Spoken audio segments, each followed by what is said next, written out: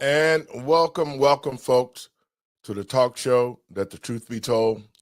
I'm your host, Pastor David. And folks, we got a great show today. We're going to talk to a man who took Mike Tyson in the ring 12 rounds to a decision. And so in saying that, if you ain't got nothing to do, call your friends and let them know. You're listening to Let the Truth Be Told Radio. I'm your host, Pastor David. Y'all come on in.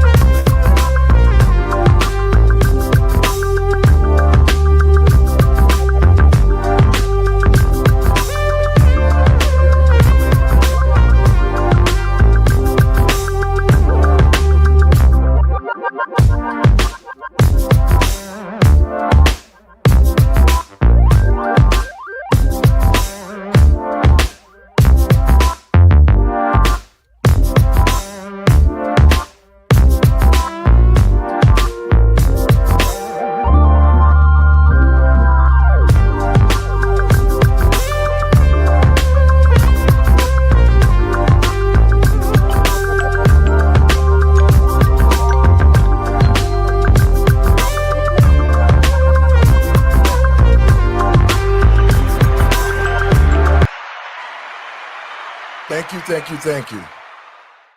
And welcome, folks, to the talk show, Let the Truth Be Told.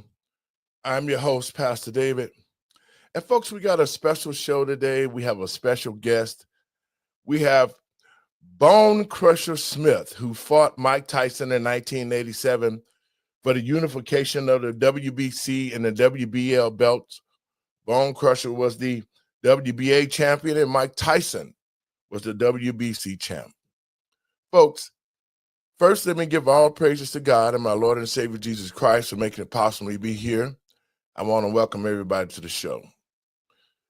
So in 1987, there was a young fighter named Mike Tyson that was going through the heavyweight division, and he was knocking people out everywhere. In the first round, second round, you name it, when Mike Tyson landed a punch on you, it sounded like a baseball bat hitting a bat. But there was one champion who didn't cower down. He wasn't afraid. As a matter of fact, he went toe-to-toe with Mike Tyson all 12 rounds, and it ended up a decision.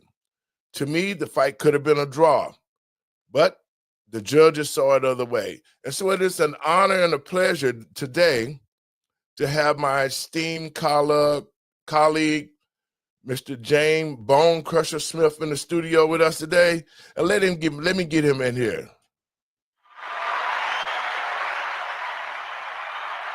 Welcome, champ. How you doing today? Good morning. How you doing, brother? How you doing? Man, it's an honor to be in your presence, man. You know, as a boxer myself. Let me get the rest of the group in here right quick. Randy, Andre. How you doing? I'm a little bit rusty, guys, but we finna get it in. No worries. Listen, in 1987, this champion, Bone Crusher Smith, fought Mike Tyson. And my dream to fight Mike Tyson was dashed because of a gunshot wound. But I watched James Bone Crusher Smith take Mike Tyson 12 rounds. And from that thought, I had figured out a way how to beat him. And today it's an honor to have Bone Crusher in our studio to talk about that fight, because Mike Tyson was in his prime when he unified the belts. But I can tell you this, Bone Crusher Smith was an amiable foe. I mean, he handled Mike Tyson like nobody had ever handled him. And in saying that, let me play a little clip to get started.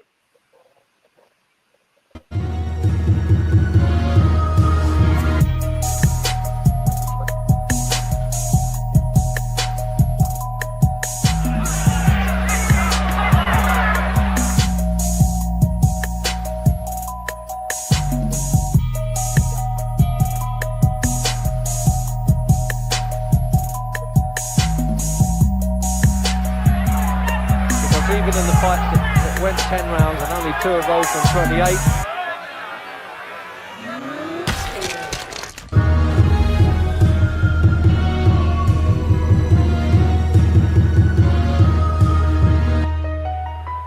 This is the main event of the evening.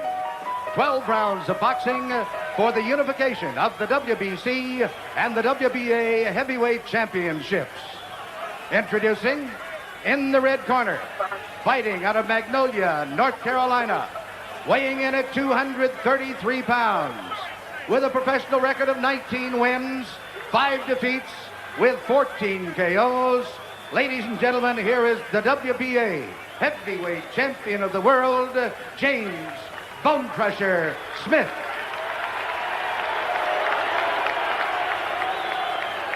From Catskill, New York, weighing 219 pounds. He is undefeated in his professional career with 28 wins, no defeats, 26 KOs. He is the WBC heavyweight champion of the world, Iron Mike Tyson.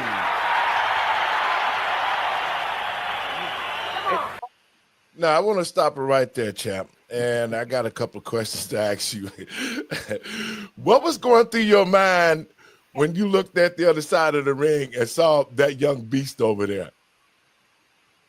Well, I was excited about being, first of all, being in Las Vegas. I don't know if you guys ever been to Las Vegas or not, but that's exciting, just being there, being on the script, and then being in the ring with Iron Mike Tyson. The media had built him up tremendously, very high. And but I like to talk a little bit about how I got there. I was the first guy to knock out. I mean, I knocked Terrible Tim Witherspoon out in the first round at Madison Square Garden. So that was on HBO as well. So I was very excited about that too. Winning the WBA title, first round knockout on what a lot of people don't know. I only had 7 days notice by promoter Don King, and I won that fight on a 7-day notice.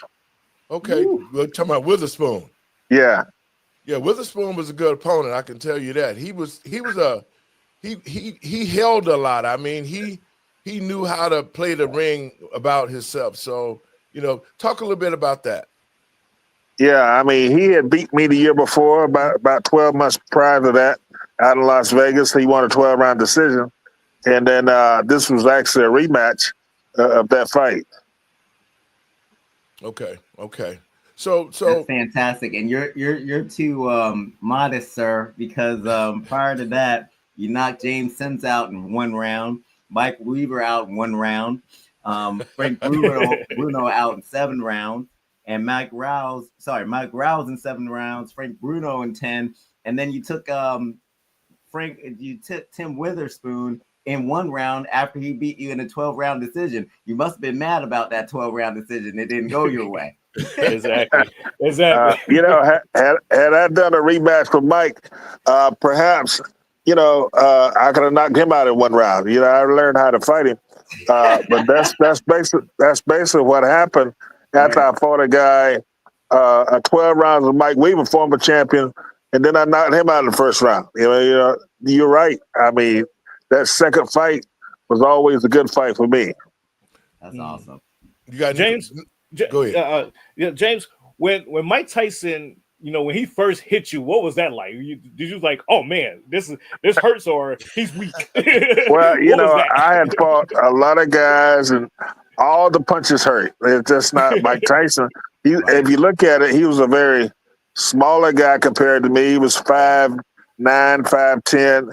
I'm 6'4", weighed more, grew up on a farm, stronger, just as strong. My hands were just as quick as his, and we had some awesome exchanges. Yeah, you did. That's good. Yeah, you did. And what about the age difference? So there was a significant age difference because he was 20, you were 33. You're still, an excellent fighter. But talk to us about the age difference. Was that something that went across your mind as you were fighting him? Yeah, he was 21, and I think I was 33. A tremendous difference in the age. But, I still held my own with him. Yes, you did. Well, you know, when I watched that fight, because you know we was together. Michael Nunn was my cousin. He was the middleweight champion, IBF champ. And when we watched this fight, I was thinking, and I still today, I said, wow, a few more moves, because you hurt Mike Tyson quite a bit. I don't think people realize that Mike had been hurt a bunch of times, but I know Mike, and Mike was telling me the same thing you were saying. He said you was one of the hardest punchers that he'd ever fought. What are your thoughts on that? Yeah, man. I could punch, still can punch at 72. I believe it. Well, you know, I'm going to play a little bit more because, you know, when you're fighting, you really don't think about the opponent after that first punch is thrown. That's it. You in there for the long haul. You're in there to knock him out. So talk a little bit about some of the in the end clinches that you felt that you might have had a chance to knock him out. Let me play a little bit more of this. Shouts the referee, and it's almost like sitting on red alert here, waiting for the explosion to happen. Forward to blink, and I'm sure that these heavyweights can't either.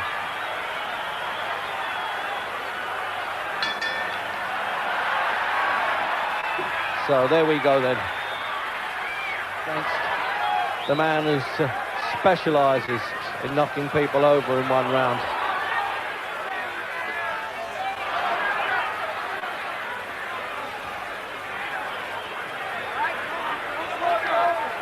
Stone difference between them. 16-9, 15-9.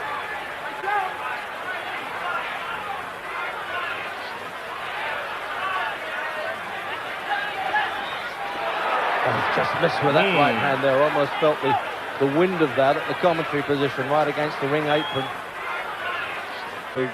A lot of my punches went over his head. Yeah. Yes. Yeah. I was just about to say. I was about to ask. I was like, was it difficult for you to have to punch down versus, you know, punching either lateral or punching up? It seemed like it was difficult. Yeah, very difficult.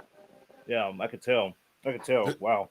Yeah, Mike used a lot of head movements. He using that weaving and bobbing and from side to side, you know. So being a taller fighter, you have to punch down and then up, because if he goes down, then he set up for an uppercut. What were your thoughts, Champ, about that? What would you think? Yeah, not only he's short, but he was also ducking.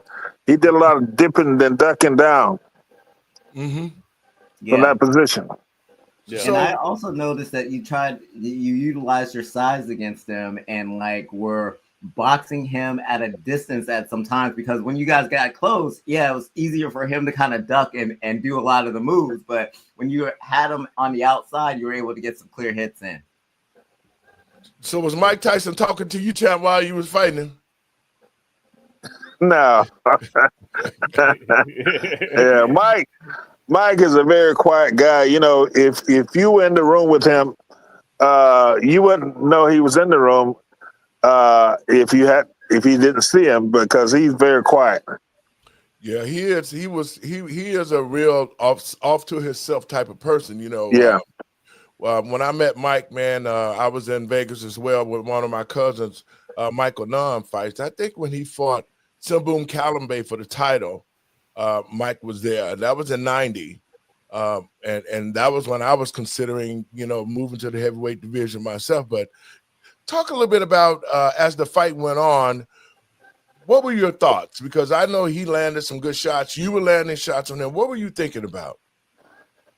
Well, you know, I thought he would get tired, because he had knocked out a lot of guys in the 1 or 2 rounds, and I figured he might get tired. But he was in great condition for the fight, and he was kind of up for the fight. So, you know, if you remember how Sugar Ray Leonard fought Marvin Hagler, Hagler really didn't do a whole lot in the earlier rounds, but Sugar Ray turned it up. I mean, he was in condition to take it out the distance and win the decision.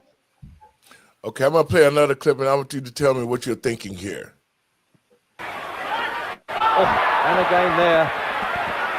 Going to hang on for dear life. He's going to stick to him like a barnacle. Well, if Bone Crusher's hoping that Tyson will punch himself out, it might be a mistaken tactic. Because even in the fights that went 10 rounds and only 2 of those from 28. And the stare from Tyson, and Bone Crusher said, "Oh, illegal blow." Yep.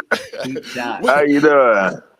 Now tell me when Tyson threw that blow to you, what was had you guys been talking in the clinches, or he seemed somewhat upset with you?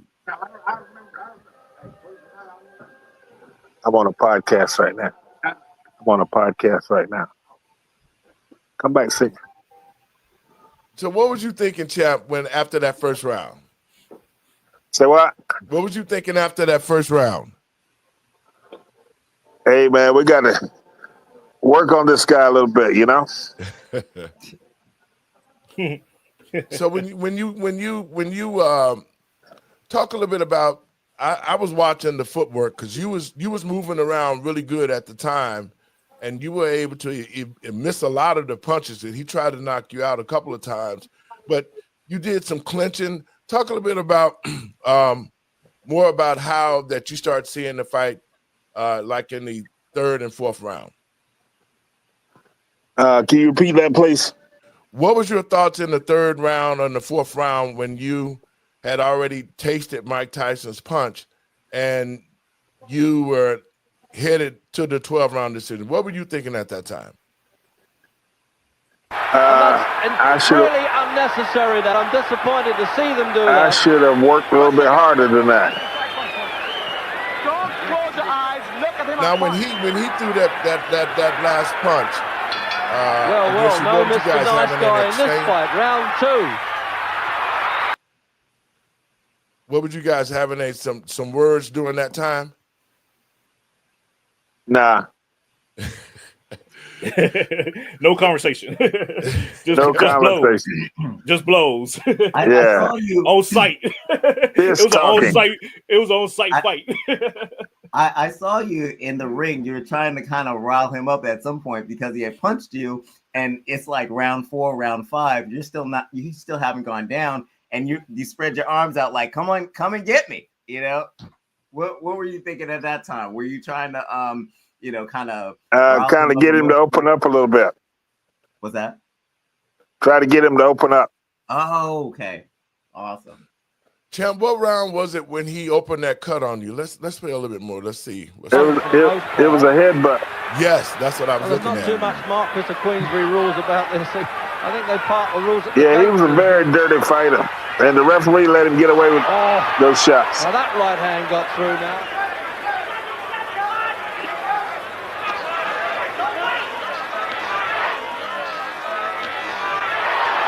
Shouting out, don't wait in Tyson's corner. Let punches go. Okay, you can see the cut. Yeah, that was a headbutt that he got you in right there. And he came up. He jumped up to headbutt you. Man. So with being cut, what were you thinking from that point? You just gotta fight, man. The whole thing was we gotta fight. Yeah, because I noticed that you sort of protected that eye once that he butted you and opened up that cut, man. And so talk a little bit more about your intentions on what you were thinking and what you were trying to do to Mike. Say it again. What was your thoughts and where were you? And at that point in the fight, once he cut you with his head, he butted you. What were you thinking about? Were you thinking about, I have to get this guy out of here? Yeah, we had to turn up the pace a little bit. So your corner picked the pace up, and so during a bunch of those exchanges, you never said a word to him, because I can remember Ali when he was fighting. Was it James Ellis? And Ali was a hell of a fighter because he knew a lot of movements and so forth. So did you when you flash back, what were some of the things that you were thinking to try to stop Mike? Because he kept coming.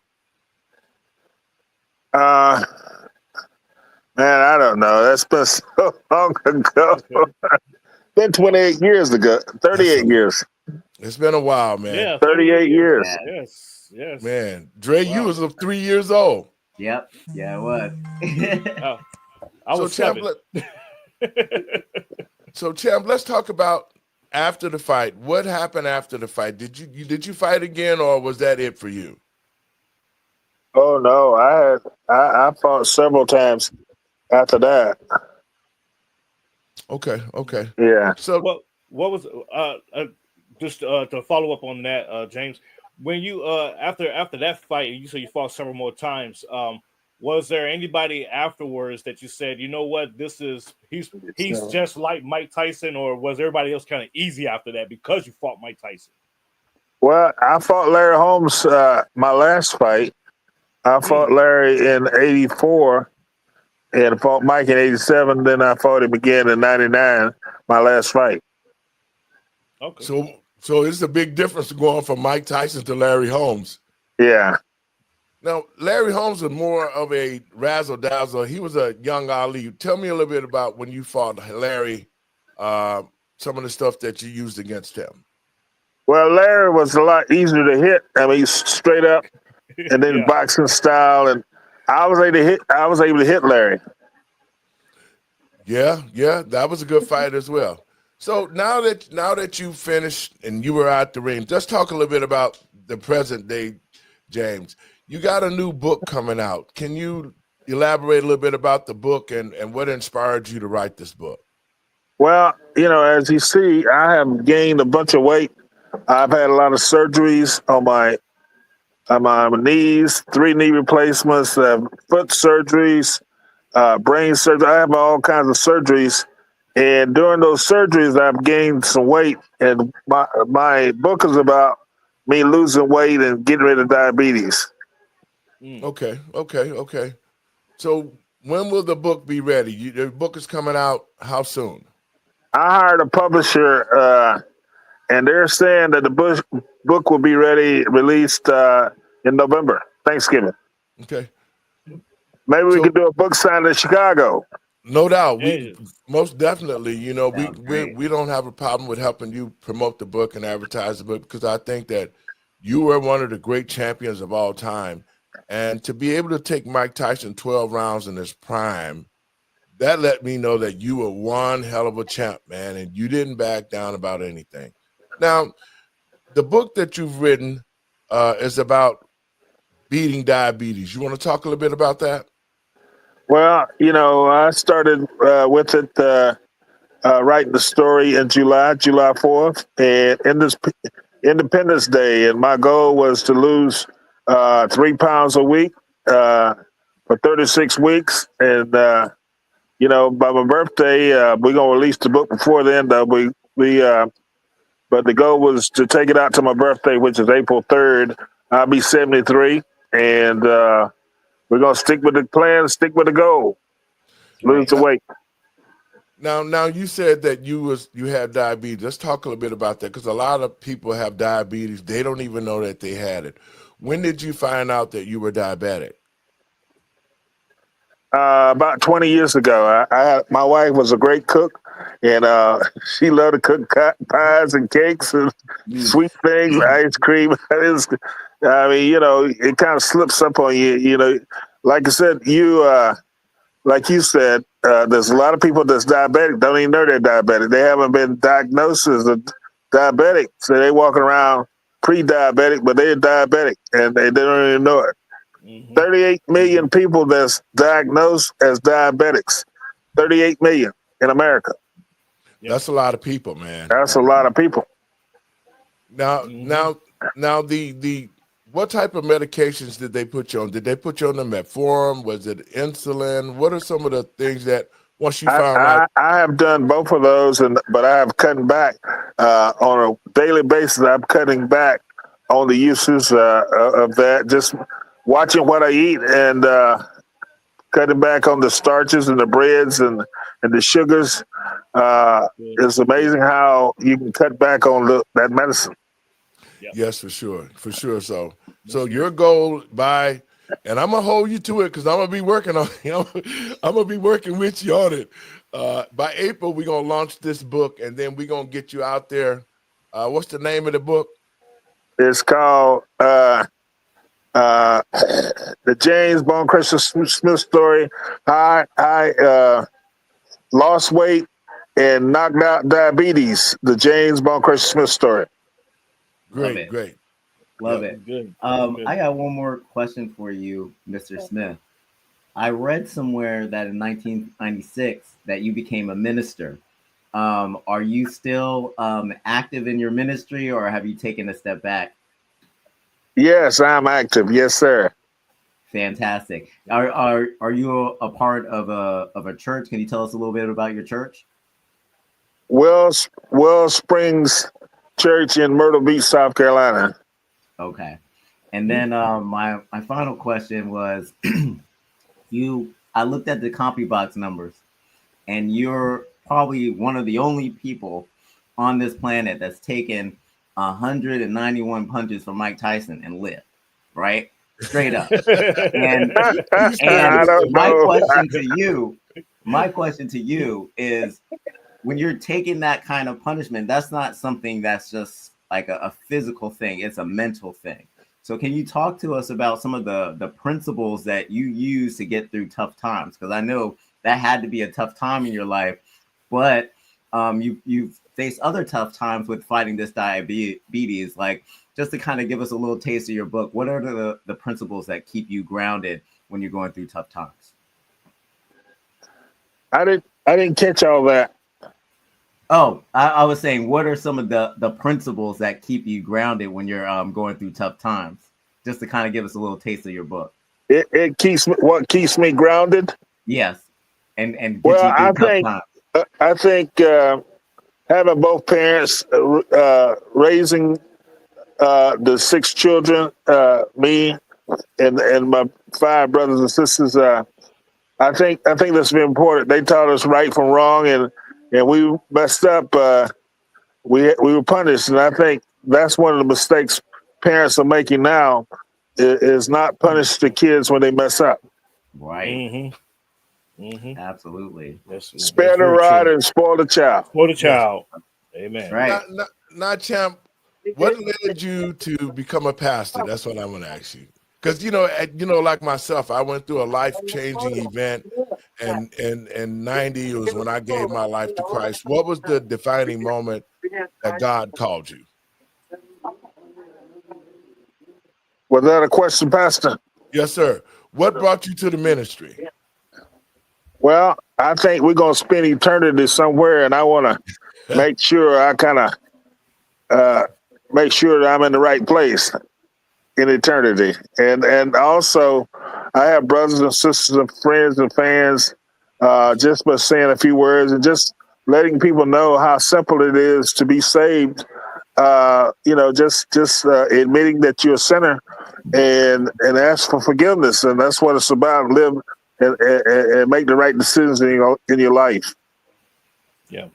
Well, Chap, I have to agree with you on that, because a lot of times we go through different situations and God calls, and a lot of people don't answer the call.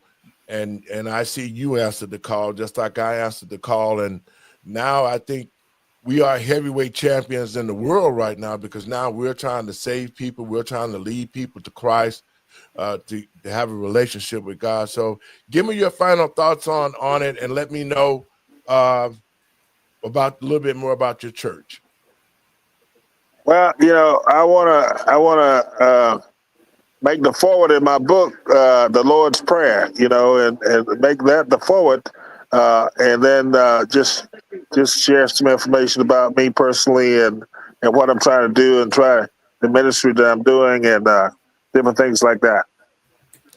Well, Pastor, it's going to be a good book signing here in Chicago when this book is ready, because I'm definitely going to get me a copy of it and read it, and we're going to hook you up with some things so that we can make sure that the word get out, because, like I said, it's always a defining moment in our lives when we give our life to Christ, and it's good to see you. I know you're going to be working on that weight soon, so give me your last parting words, and so we can get out of here.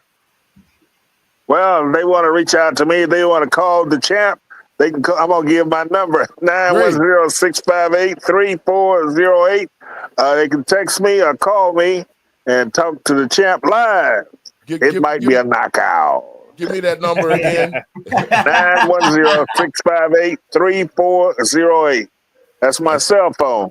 Okay, great, chap. And what we're gonna do is we're gonna keep you in our prayers, and we're gonna work with you, because as soon as that book is done, we want to make sure that the world know about the man that carried Mike Tyson 12 rounds and found the Lord. Blessings to you, my brother, and I look forward to it. And we'll be talking soon. Thank you very much. Bless all of y'all. Thank you. God bless you, Pat. God bless you. Guys, what a great champion. You know what I'm saying? Absolutely. Yeah. So guess what now? We finna switch gears, and we finna go to a whole new place. A whole new world. Yeah. Well, to the American people and patriots across this country, President Trump has been literally talking about bringing the National Guard here to Chicago. But as we saw the other day, we had the Governor J.B. Pritzker, who continues to act as if the crime is not a problem in Chicago. And I know, Dre, you and I had talked about this over the phone earlier. So to the people of Chicago and the people across this country, we saw what happened in D.C. Crime almost disappeared. And Brandon Johnson and J.B. Pritzker got on the mic a few days ago, and they said Trump is out of his mind, that crime is down in Chicago, and that he was just grandstanding. What are your thoughts on that while I get this video up? Yeah, well, my whole thing is I don't think people know what game Trump is playing, because Trump is not playing chess or checkers. He's playing Battleship for the win. And we heard last night that he took out 11 members of Trendale Agua out on the sea. Just like, bam, they're out of here. All right. We have the destroyer outside of Venezuela. We are not playing. He is not playing on crime. So one of the things that each one of these mayors and governors across the country, they're constantly taking shots at President Trump. And one of the things that Mayor Brandon Johnson said was that he defunded the ATF, and just so he could fund ICE. And if he was really serious about working with Chicago on ending violence, he wouldn't have defunded it. But here's my pushback against that, because they're having a performance issue. How is all this money that the government has been giving them on the year, how has it been utilized? It hasn't been utilized well, because crime's not going down. I don't care what their numbers say. I don't care if it's down based on like a year prior, but over the last few decades, it's been a problem. We've seen that in Washington, D.C., when they put out the National Guard, that they were able to quell crime immediately. They're saving lives. And all these complaints from these so-called leaders in these Democrat-run cities, it's just not adding up to them wanting to protect their citizens. They're just interested in keeping things the status quo. Let me drop this video so we can talk about it. There has been a spike in holiday weekend violence here in Chicago. The numbers rising as conversations heat up about President Trump's possible deployment of the National Guard to the city. CBS News Chicago investigator Tara Molina is at Chicago Police Headquarters tonight. We're tracking nearly double the shootings we tracked during this holiday weekend last year, and at a time Chicago is under a national spotlight. I asked Chicago police about that. Last Labor Day weekend, 26 people were shot in Chicago, 5 killed. This year, more than 50 people shot and 7 killed. At least 3 mass shootings reported. You're looking at the scene of a mass shooting in Chicago's Bronzeville neighborhood early this morning, where police tell us 5 people between 17 and 36 years old were hurt. Recovering 4 guns from the scene, investigators are still looking into what happened. with 7 people shot Saturday on South State Street, 2 women and 5 men hurt. Police say a shooter opened fire on a crowd from a car.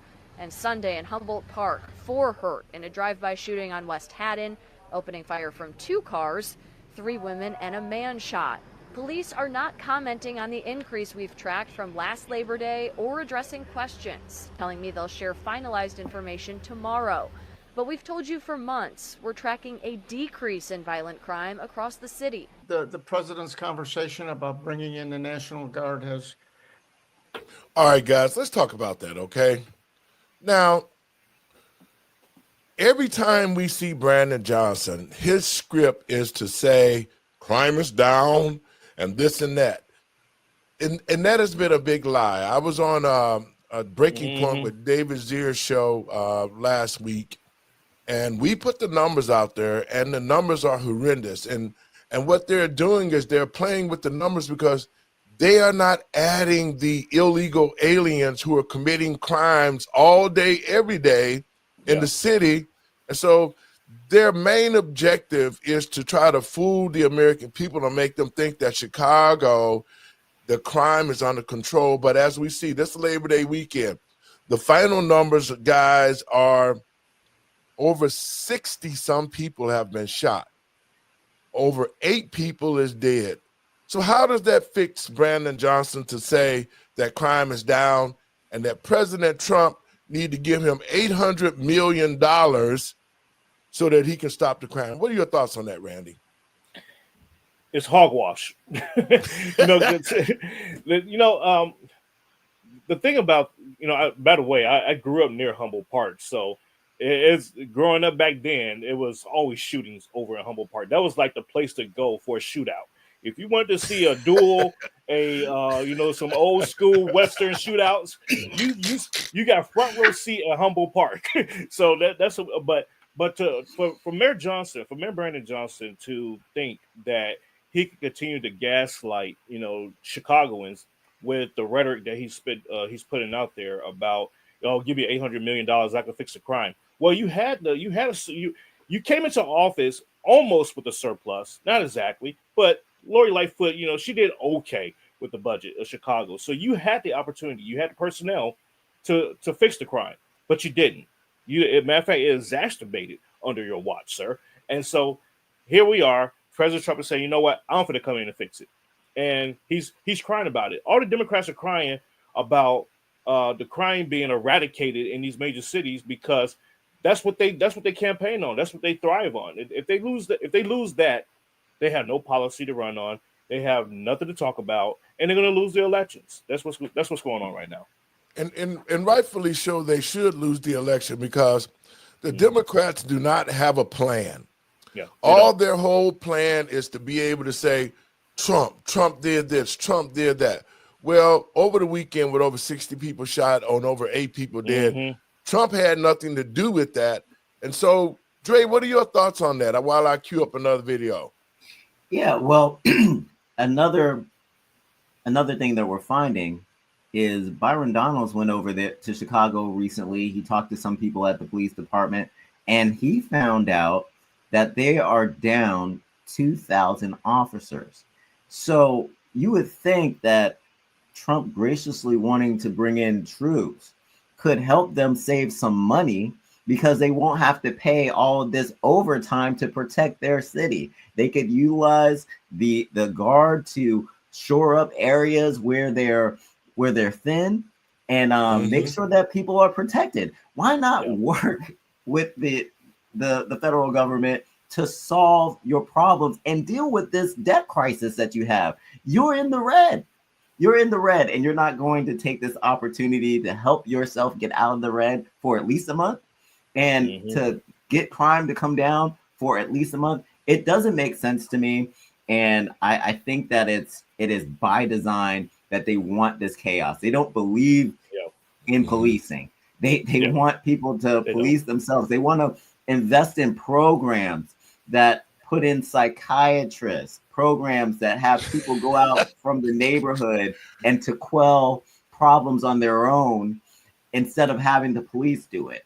And in some situations that could work, but we've tried those programs. It doesn't work. Randy, your thoughts?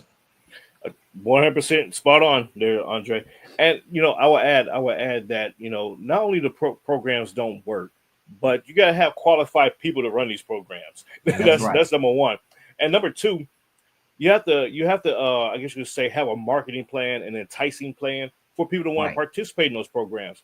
When I was growing up in Chicago, we had a program with the police department, the local police department there. Yes, where they take you on a field trip on Saturday mornings. They had the lunches for you. They'd come pick you up even, when you go to sign up for it.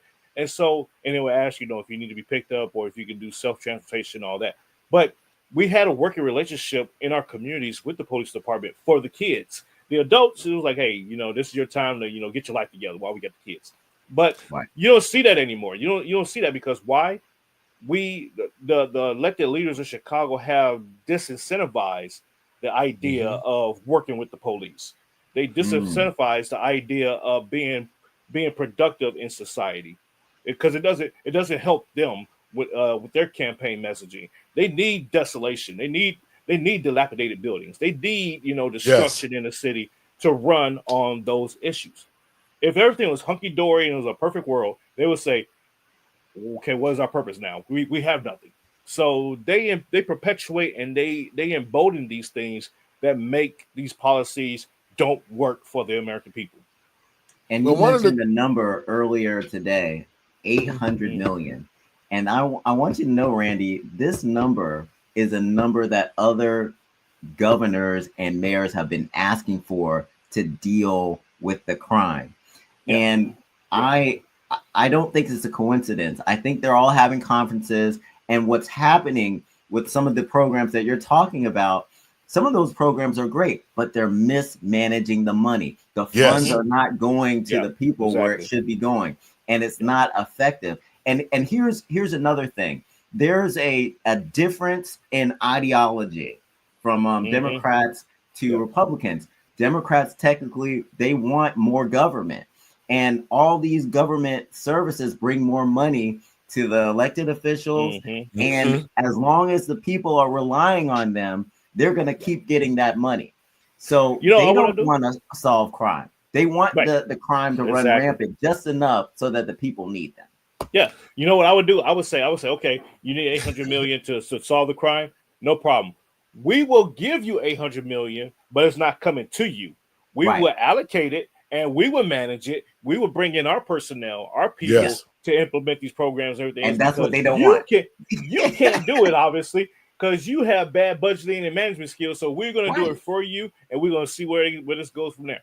They will lose their mind. They're like, the government is trying to macromanage us. It's like, yeah, because you can't manage yourselves, obviously. So that's what I would do. Exactly. So, well, I'm going to say this, and I would tend to think I do have a great relationship with President Trump through Tom Homan and some of the other leaders that I know.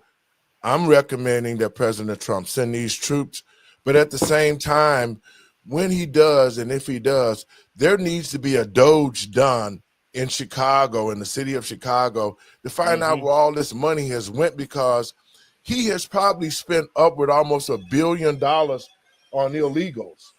Yeah. And so with those illegals that have been here causing crime, and police numbers are down, this whole situation is being perpetrated by J.B. Pritzker, because none of the money that they've allocated all of this money to illegals. These illegals are committing crimes. They're acting just like it's a free-for-all here in Chicago. And that's why we see all of the stuff that's happening in Humboldt Park. Humboldt Park is an area that a lot of Hispanics live in. And so the crime numbers are way, way beyond the 60, because they're not adding the crimes that illegals are committing against citizens in the state, in Chicago, and they continue to lie about the numbers. That's what Brandon Johnson has been doing. He's been lying about the numbers. But see, God don't like ugliness, guys, because when he got on the mic the other day, him and J.B. Pritzker, and to the people of Chicago, and to the American people and patriots across this country, I'm here in Chicago The people of Chicago want the National Guard here because of the crime. J.B. Pritzker and Brandon Johnson continue to lie and say crime is down, but this weekend really showed what the truth is. And the truth of the matter is we're down 2,000 police officers. We got overworked officers. We got EMT. We got firemen. All of our city workers are doing the best that they can off the money that they're getting because Brandon Johnson has cut the money from the police department. So that's what he's begging for. He's begging for money to try to cover his tracks for that $1.7 billion he stole. And the money that they're getting are not going to the illegals, but most of that money is going to the pockets of these so-called politicians in Chicago. Let's check this clip out. Cities safe again. That's the focus of tonight's angle. So how was your Labor Day weekend? If you followed me on Instagram, you saw what we were up to. Well, this is how things went in Chicago. After a shooting on the city's south side, police responded to the 3600 block of South Cottage Grove just after 1 this morning, and that is where officers found multiple victims with gunshot wounds. The victims ranging in age from 17 to 36 years old. Police did find 4 guns at the scene. Well, when it comes to the question of whether President Trump will or will not order the National Guard to be deployed to Chicago to help combat crime such as this, it's no longer a matter of if, it's a matter of when. Make your mind up on Chicago, though? Well, we're going in. I didn't say when. We're going in. I have an obligation. This isn't a political thing. I would love to have Governor Pritzker call me. I'd be honored to take his call. All he has to do is say, sir, we need help. It's out of control. And everyone knows it is. He's not kidding anyone. Well, it's important to note in Chicago, things were more violent this year in the number of shootings that occurred compared to last Labor Day weekend. And the facts in D.C., they can't be disputed. Since his decision to federalize law enforcement in our nation's capital, it's simply a better, safer place to live. Washington, D.C. is a safe zone right now. It's a safe city. Chicago is a hellhole right now. Baltimore is a hellhole right now. Parts of Los Angeles are terrible. Trump's correct, of course, and his approach is not just a threat to criminals. This is key to remember, guys. It's a threat to the Democrats and their stranglehold on the urban vote.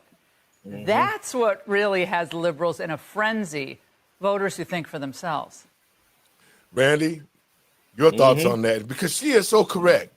Yeah. See, what the Democrats don't want, because they're trying to act as if though, Trump is this evil person, that he doesn't know what he's talking about, that Chicago is so safe. But the numbers don't lie. And Brandon Johnson doesn't have nothing to hide behind right now. What are your thoughts, Randy? Well, the numbers do lie because guess what? They make the numbers lie. They fudge the numbers. They pad numbers. They misreport. They don't report on things, so they make the numbers lie. So sure, the numbers lie. But to her point and to your point, Pastor, the thing is, when you have people espouse the idea that stopping crime, stopping illegal immigration, making America great again, and having a better economy, giving the American people the things that they voted for, when you make those things sound like they're bad things, we are in bizarro world. it's like, wait, what? you're saying stopping crime is a bad thing? Like we have to like really attack the messaging of the Democrats, and we're piss poor at that. We're horrible at this job. We don't flip it back on them. We don't attack them on their own rhetoric. We just say, well, you don't know what you're talking about, and then we just leave it alone. No. It's like, you do hear how you sound right now, right? You sound stupid. And then they'll be like, well, I guess you're right. Okay. Like how, because I'm here in Austin, Texas, guys. So when somebody says, oh, you MAGA people, it's like, what's wrong with wanting your country to be a great country? And they just look at you then. Exactly. Their eyes wide open. They're like, if you don't like the fact that our country is we try to make our country great, you can get the hell out, because I would consider you a terrorist at this point. You might want to run. And they just look at me like, uh-oh. So that's what we have to do. We have to counter message, and we suck at it. Dre? we definitely suck at the counter messaging, and you're spot on there, Randy. What I would like to see is the Trump administration be very careful and creative, because what has happened is with LA, they basically said that they couldn't bring in more troops. They kept the troops that were there, but they sent an injunction up saying that they couldn't have troops for there in LA for the use of policing. So they have to work with the state and local government. However, for federal buildings, they can have troops there.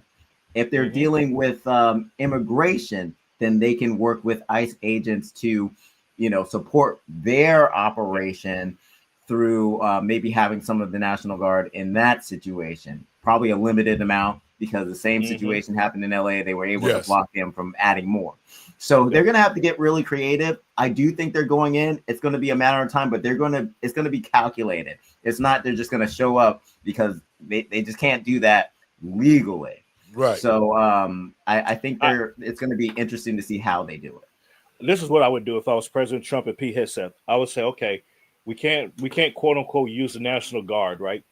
Hey, National Guardsmen, you reported this location, come in civilian clothes, you're deputized as U.S. Marshals. Yes. Go to work. Boom. Yes. Then they can't do anything. They can't say anything. Because that's how creativity. It's really needed because, being in Chicago, it's difficult to go places because you don't never know when you could become a statistic. Yeah. You could be sitting at the light and get caught in a crossfire and lose your life or whatever the case may be. And so the city itself is at a position to where we need to have those assistance with those troops. And so while we're sitting around not being able to use it, not being able to have a handle on crime with all of these illegals here, and that is the hugest problem that we're facing today, is because they want to lie about the numbers. They want to keep saying, well, the illegals are not committing crimes, our crime rate is down. All of these things that have been put forth are nothing but lies. They're lies. They don't have a commitment to the city of Chicago. And this is what the people of Chicago are saying regarding what President Trump and bringing the troops there. It just gone from bad to worse to disaster. No one really feels safe. It's impossible to feel safe in a city like this, especially with the leadership we have. These kids are carrying guns like around the ages of 8 years old, and they're killing other 8-year-old kids with guns. It's insane. So the police is really unappreciated offhand under Brandon Johnson, Lori Lightfoot, J.B. Priester. Those are three are the reason why nobody want to be a police. Their policies when it comes to crime is not working at all. But those words fall on deaf ears in city and state leadership. None of them, including Governor J.B. Pritzker or Mayor Brandon Johnson, are actually serving their constituents. Now, if Democrats were as tough against violent criminals as they try to be against Donald Trump, they wouldn't need the National Guard to help them. We have reason to believe that the Trump administration has already begun staging the Texas National Guard for deployment in Illinois. I want to be very clear on this point, and I want to speak directly to the press right now. We know before anything has happened here that the Trump plan is to use any excuse to deploy armed military personnel to Chicago. Doesn't it sound to you like wait a minute? Let's stop that for a second. So he just announced a few minutes ago. He just announced earlier that the Texas National Guard is on the way to Illinois. So Wow. they've been deployed. So I mean, hey, this you play stupid game, you win stupid prizes. It is what it is. Right. Now J.B. Pritzker, who is sitting here, and our state is completely almost financially collapsed with all the stuff that they're doing. Now, how is it that out of one mouth you say you don't need National Guards here, but yet you want the government to send you $800 million for what? Yeah. You've already spent that type of money making sure the illegals are here, probably well over $1 billion to make sure the illegals are here, to make sure they're committing crimes. they themselves. It's all about the Democratic Party. And I keep saying they should be disbanded. As an American citizen, why would we want, and they're American citizens too, why would they not want help with the crime situation here in Chicago and across the country? And that's why I'm saying, especially in the Black community, a lot of these crimes are being committed in the Black community. Black people have been voting for the Democratic Party well over 60 years, and this is the result of putting our eggs in the wrong basket. Amen. It's time for Black people across this country to stop voting Democratic. They do not have our best interests at hand, and we should be moving forward with MAGA or the Republican Party to get this country back on track. Dre, your thoughts? Well, I'm wondering, where is the NAACP in defense of Black Americans not getting the same legal treatment as some of these illegal immigrants? Because I see report after report of these illegal immigrants being released over and over and over again. And one of the things that I have a question about is with the driving without a license. If you were to do that multiple times as an American, you're probably going to get locked up. They're going to throw away the key.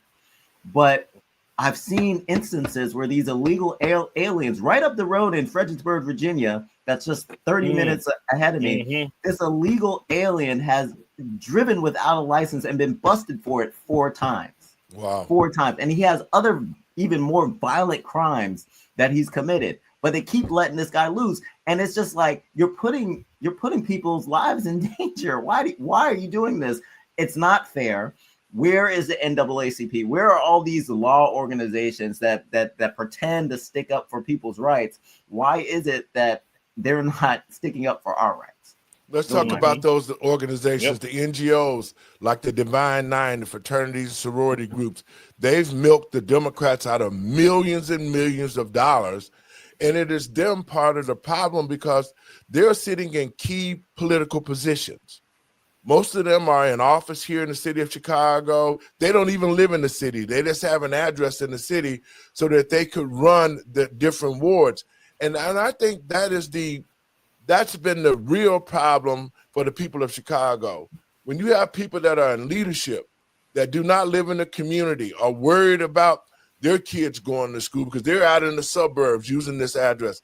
They're all over the place trying to run the city, but none of the money is coming to the citizens of Chicago to stop these things. And so the Urban League, the Divine Nine, the NAACP, where Al Sharpton at? Oh, dead silent. And guess what? Black lives matter. No, Black lives matter. They're nowhere to be found either. You know, and so nowhere to be found. They've been all grifters. Jesse Jackson, and the Push Coalition, and all of them have been grifters for years. They've been exposed, by the way. That's why that's why you don't hear from them. But the people that have looked up to these groups and these organizations, they're wondering the same thing. They're like, where are you guys? You know, you've been talking about this stuff for years, saying that you want to help, and now it's time for us to have help. You don't want to help. So it's a grift thing, and now the roosters are coming home to roost. You know, so hey, Chicago, it is what it is. Sorry you got duped, but you know better, you do better. I say who. Well, you know, that's the reason why, Randy, I'm stepping up to the plate and run for mayor of Chicago. We have to have some common sense type leadership back in there. And once I take the mayorship over, just like I said, we're going to clean these communities up. We're going to put the funding that should be directed in the Black community. We're going to get those 2,000 officers back online, plus add more, because it shows explicitly that the Democratic Party does not want law and order. See, they were looking for ways to blame Trump for the crime, but they haven't been able to out of these blue cities. And for them to be sitting around right now begging for an exorbitant amount of money, and where is the money going to go? Most of the money went to the migrants. And had Brandon Johnson not spent $1 billion on the illegals and J.B. Pritzker hadn't spilled $1 billion on the illegals, we could have wiped out homelessness. We could have created real programs for our children with these takeovers. They could have been getting jobs. Just like when I was coming up, we had CYO, Chicago Youth Organization. Yep. They paid us. They kept us in sports. We cleaned up around schools. We cleaned different neighborhoods. We learned how to make money the right way. And that's why my generation was so successful, because we had great leadership in Chicago. We had great relationships with police officers. The politicians were more involved with us in the community. And they basically was grooming us to say, you know what? We have to learn about politics. And I have to give Larry Hoover some credit, because Larry Hoover was a political prisoner. You know, I grew up in Inglewood, and it was all white. And Larry was the person that helped us young guys, because we never could go anywhere by ourselves because the white gangs would jump on us.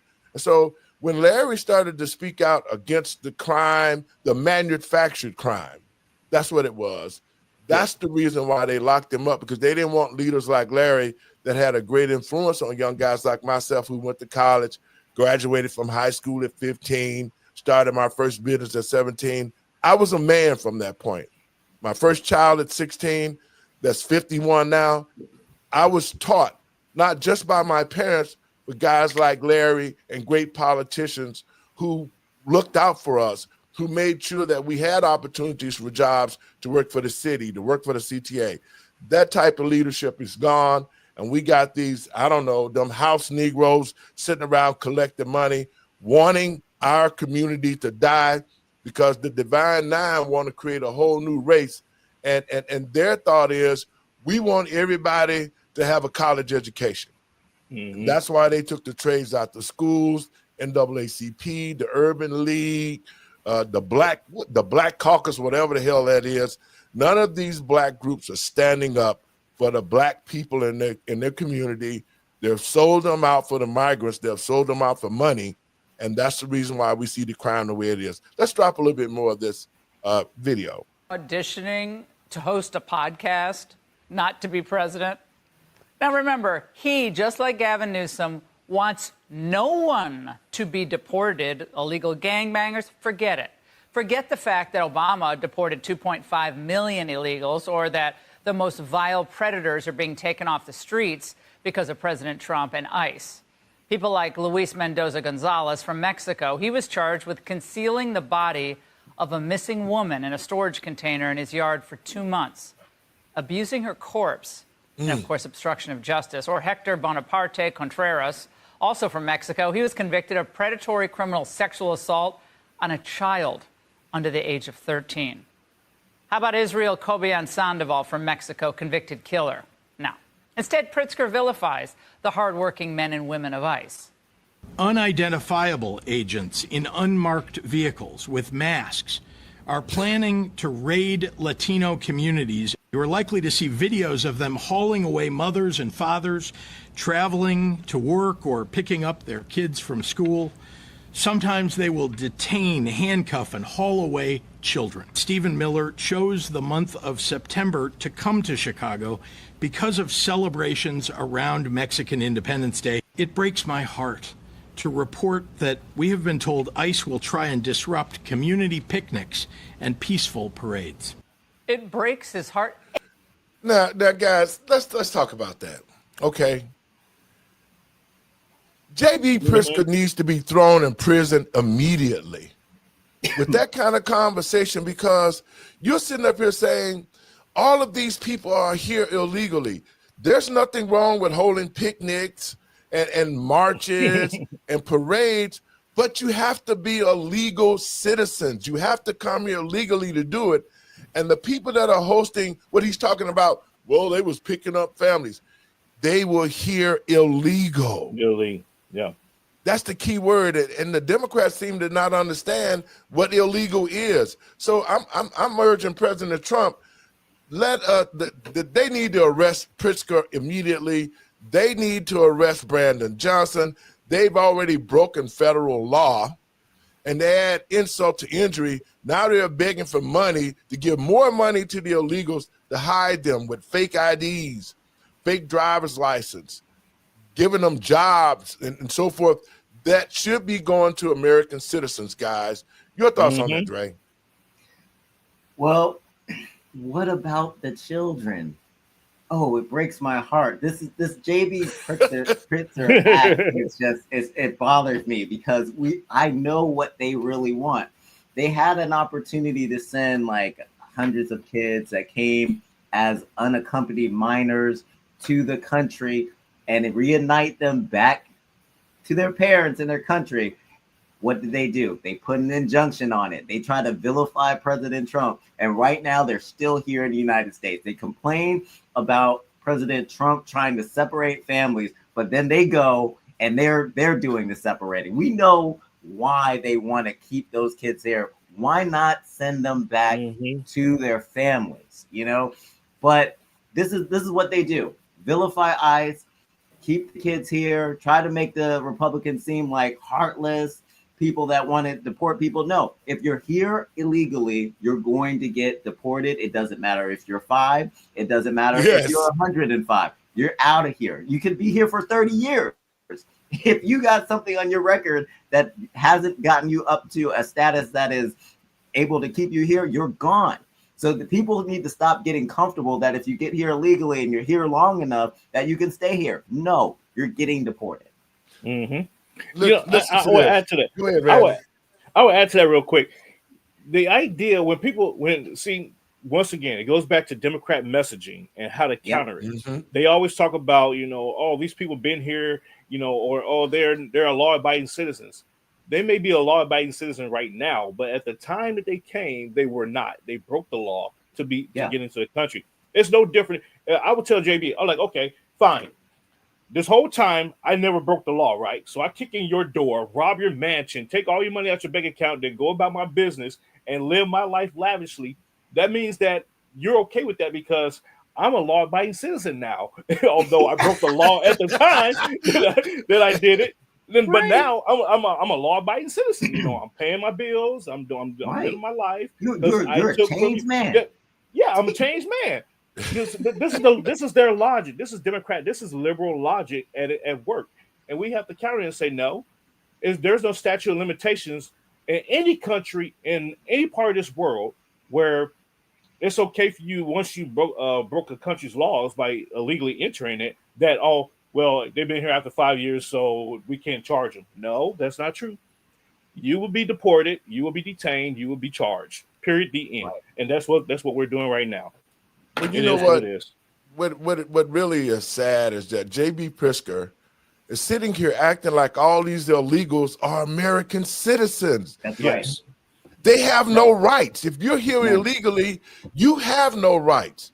You don't have the right to get money and get on the programs that people are still waiting. We got veterans still waiting to get housing vouchers.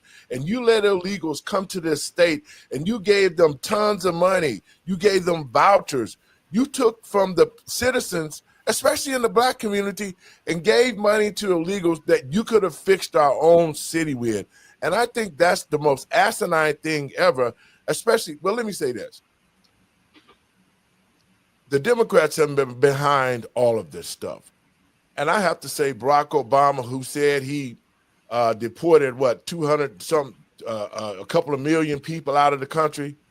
Where's Barack Obama at? Where are these other presidents? Bush, Bill Clinton, all of them should be jumping up in arms. They should be supporting the American people, but they have not.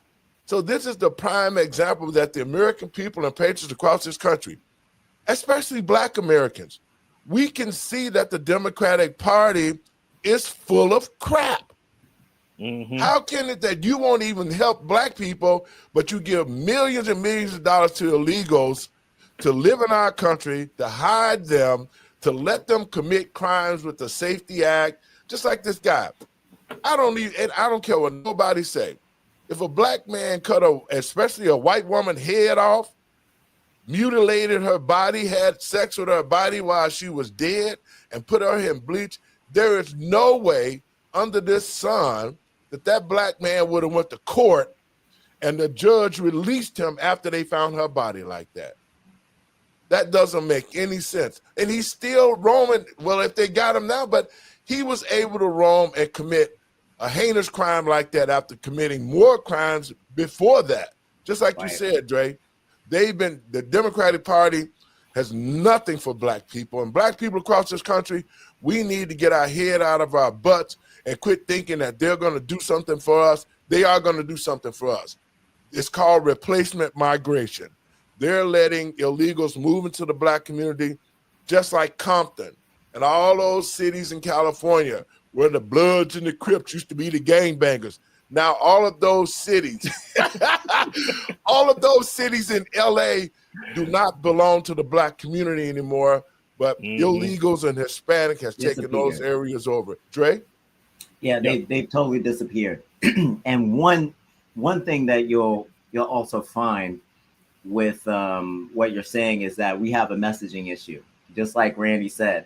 And what these sob stories about illegal immigrants and their families and all the turmoil, what it does is they're doing their best to sway public opinion. But I'm glad that the three of us are here today discussing this and how it affects Black Americans and Americans in general. And we're pushing it back against this narrative that says, oh, the only crime that they committed was coming here illegally. But every day that they're here illegally is a crime. It is a crime. Exactly. So we have to push back against that narrative. And I'm glad that we're doing that on Let the Truth Be Told. Yes, you know absolutely. Go ahead, Randy.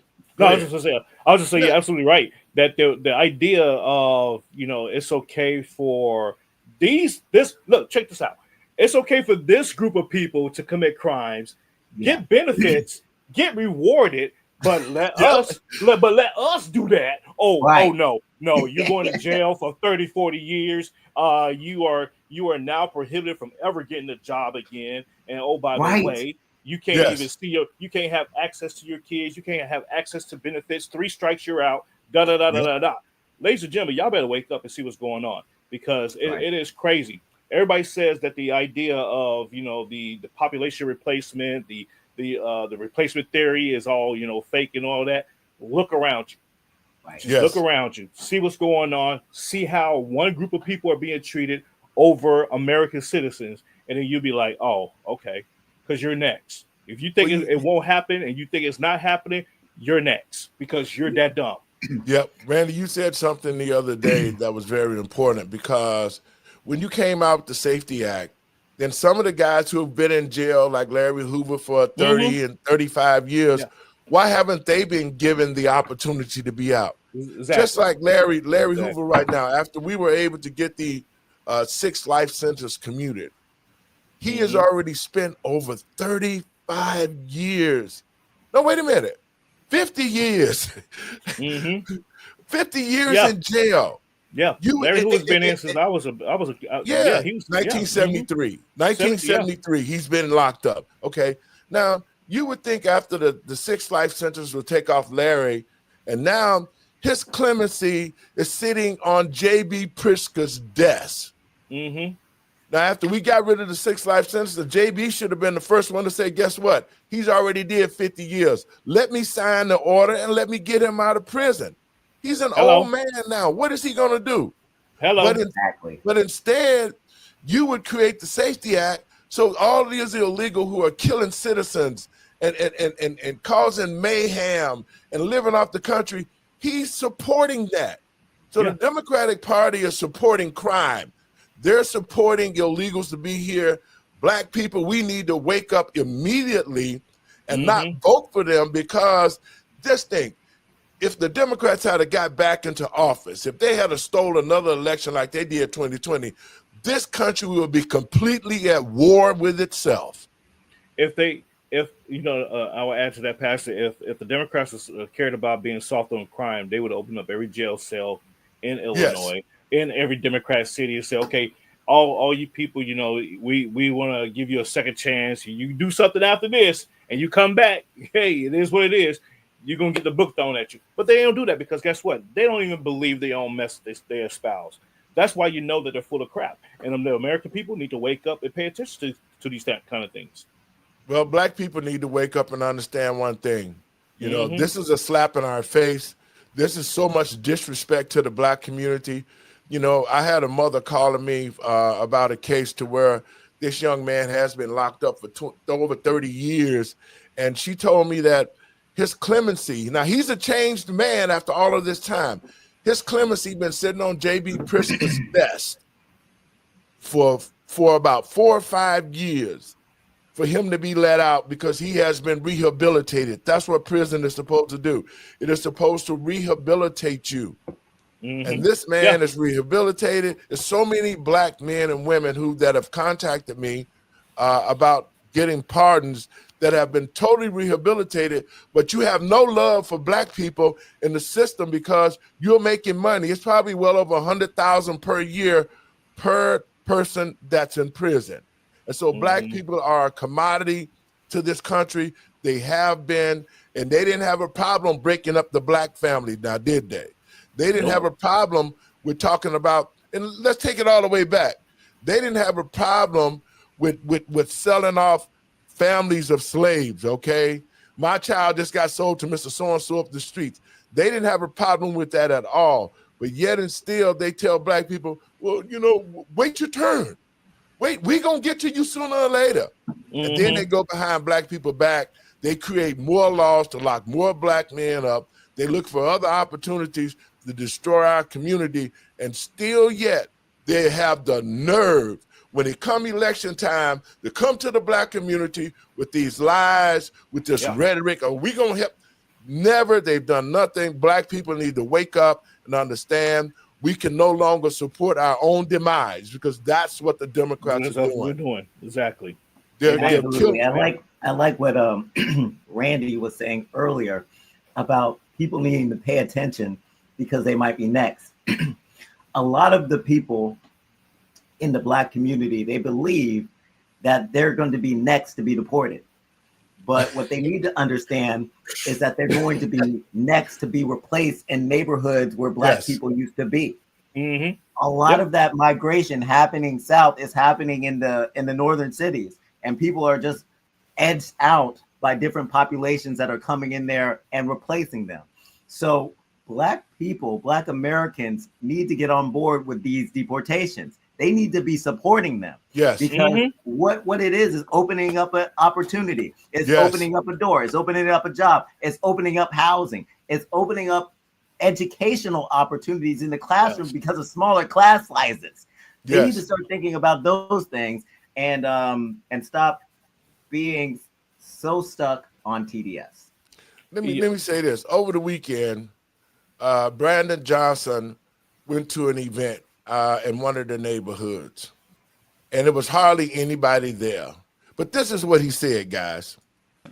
They're lame actors, not connecting at all with the material, just trying to remember their lines. No militarized force in the city of Chicago. We're going to defend our democracy in the city of Chicago. We're going to protect the humanity of every single person in the city of Chicago. And then there was even the requisite shout out to the indigenous people. Are you prepared to defend this land that was built by slaves, a land that was built by indigenous people? The people united will always prevail. Okay. Brandon, if it's stolen land, I have an idea. Give it back. Move out of your house and give it back. Until you do that, move on. So tired of that line. Trump says to all these people in elective office, let me help you. And what do they say? No, you're an invader.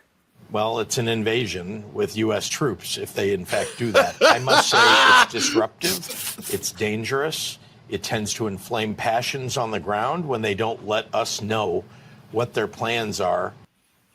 Wait a minute. I know y'all want to say something about that. What is he talking about?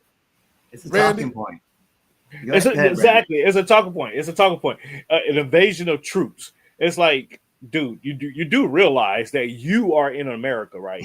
And we're just sending American troops, not even American troops. They're National Guard. Okay, they fall under the military umbrella, sure, but we're sending them there to help your town, your state, or whatever the case may be.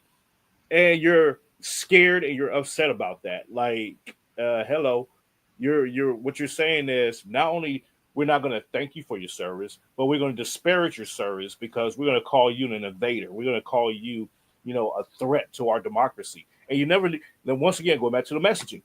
Democrats always want to use the word democracy when we are a constitutional federated republic.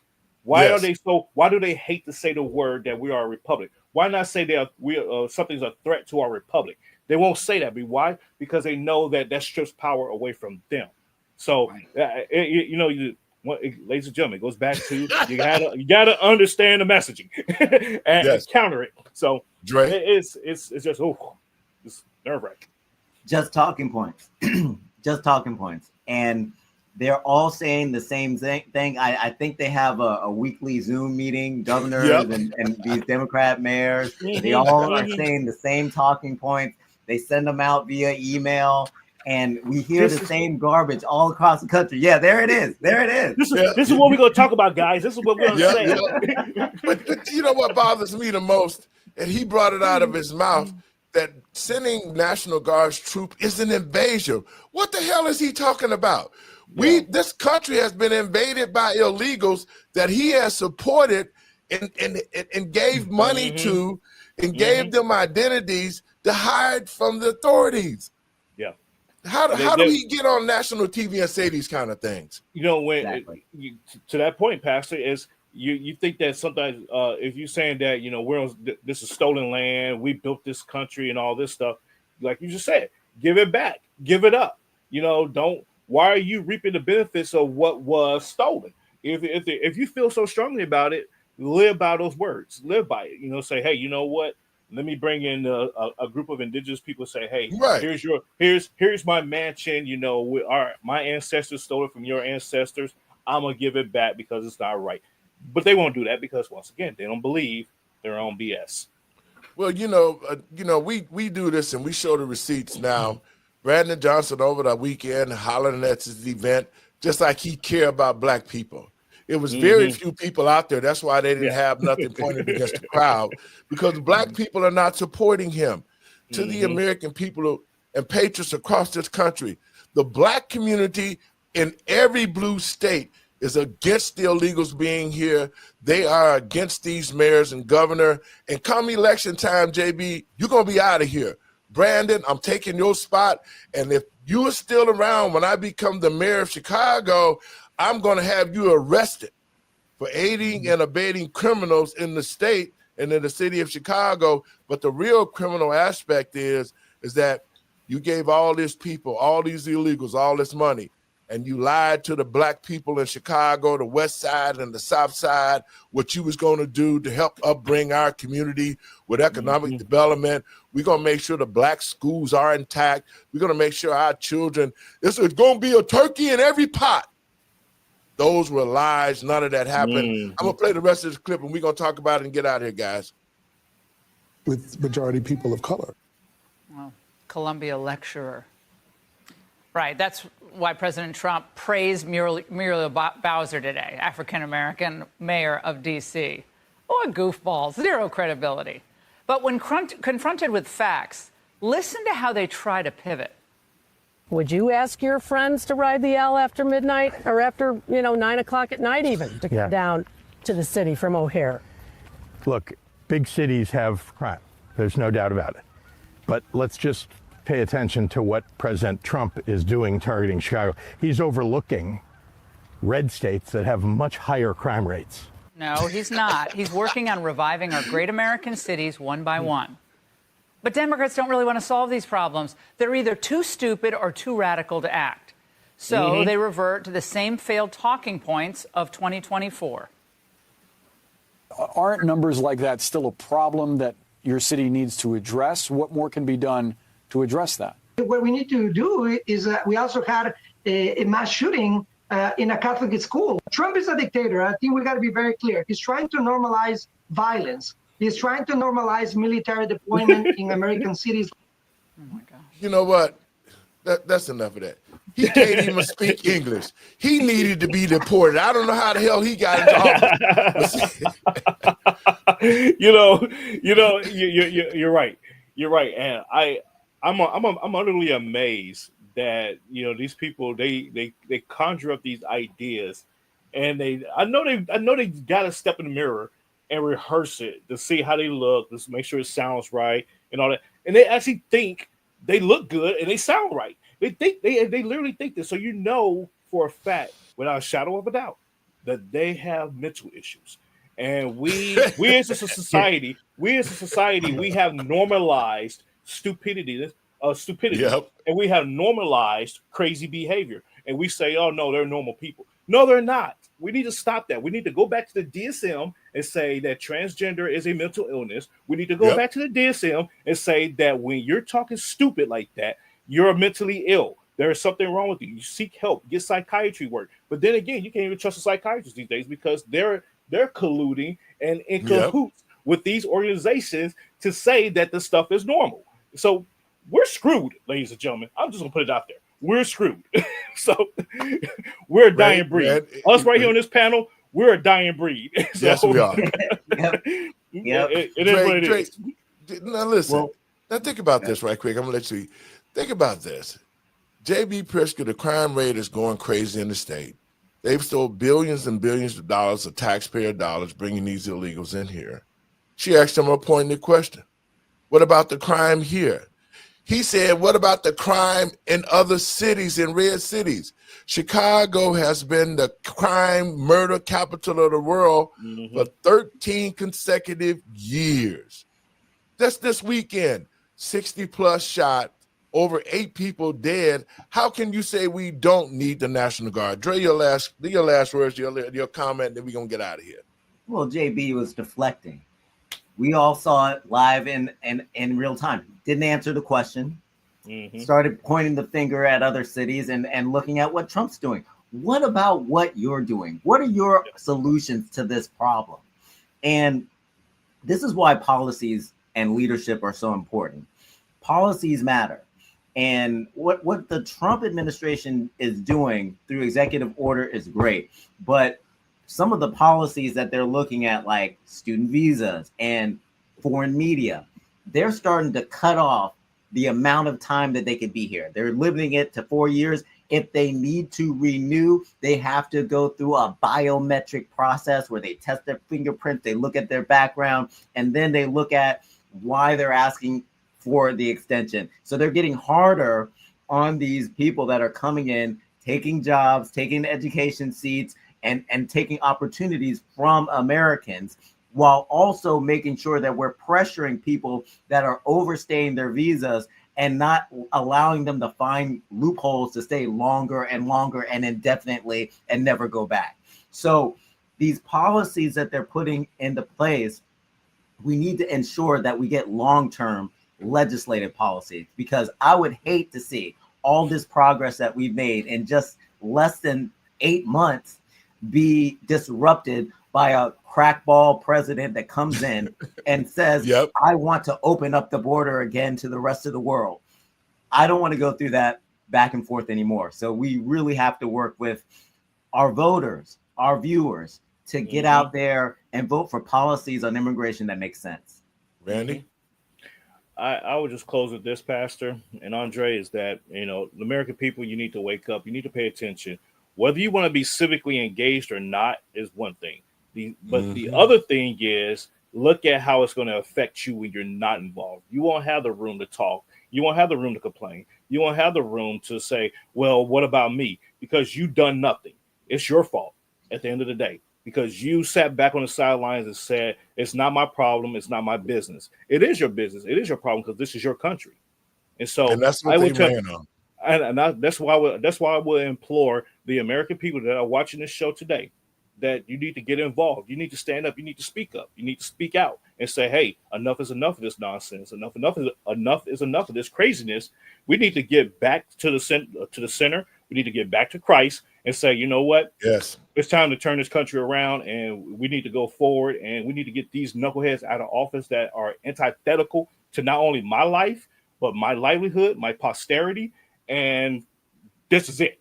That's what we need. This is where we need to go. This is a time for a revolution that no other country, no other humanity has ever seen. Period. The end.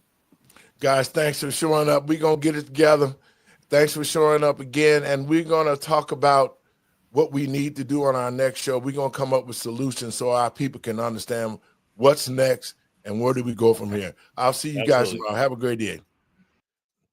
I want to thank you guys for tuning in to the show. I want to say this too, and these are my last words. To Black people across this country, we have been the butt of every joke. We have been made to look like fools because we continue to vote for the Democratic Party. 60 years of nothing. All we can attest to is that our communities have been destroyed. There has not been one economic plan that has worked for the Black community because we can see where the money goes now. To Brandon Johnson, you should just resign. You don't even have a solution for your own problems.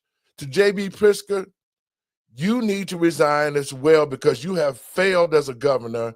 Brandon, you have failed as a mayor, and the American people and patriots across this country should not be going through what we're going through. And to Black folks, now that you see, now that you can understand that the Democratic Party has never been for Black people, it's always been against Black people. They've always used lies and mayhem to make it seem like, and we made ourselves seem like we don't have common sense by electing these fools. So what I'm saying to Black folks that watch this show, sit down, think about how all the illegals have been given money and houses and cars. Think about how the illegals have been let out of jail after committing so many crimes. Think about it so when you go to the ballot box to vote for a new leader, think about all of those things and think about the condition that your community is in. Think about the condition that the jails are in with Black men being locked up. Think about all of those things before you pull that lever and vote for another Democratic person. God bless you. Thanks for tuning in to the show. We'll see you tomorrow. Have a